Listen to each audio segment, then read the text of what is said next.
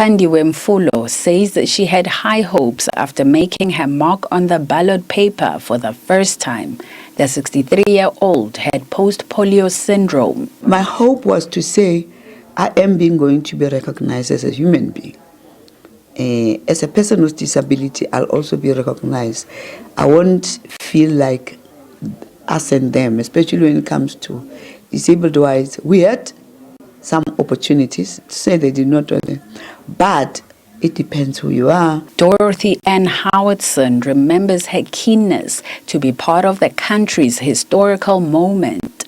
The 68-year-old also had post-polio syndrome on the 27th of April 1994. It was wonderful that everybody could vote. It was a great day in South Africa's history, and I even think in the whole world's history, because here was South Africa at last becoming democratic. Mfulo says after casting her vote, she felt partially heard by the new government. You see, I'm having a house.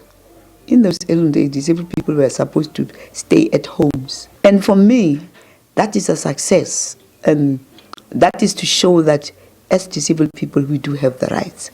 Although we are lacking on other issues, we're not moving very fast like it started 1994. For Howitson, the euphoria of a new government was short-lived. Yes, the promises were made.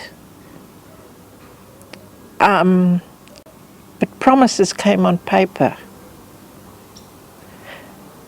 And paper can't make things work. We can change the lives of a great percentage of the people with disabilities in South Africa.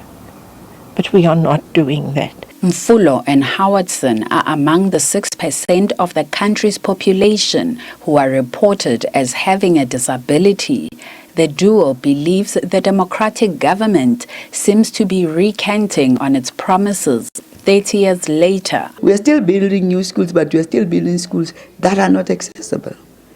Accessibility in terms of assistive devices, wheelchair and everything. They used to be budgeted for. Who said it should not be budgeted for anymore? Who said that?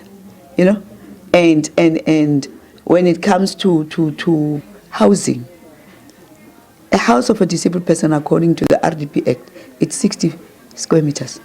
Now they are building 40 square meters. Where am I going to fit in as a person with disability? The government cannot afford the promises. Why haven't they? If they can't even give accessible transport, if they can't even supply assistive devices, whether it be in a school, at a house, at a residential care facility. The two women maintain they will not give up fighting for equality and inclusivity for those with disabilities. They say they are looking forward to once again having their voices heard on May 29th. Neria Hlakotsa, SABC News, Kimberley.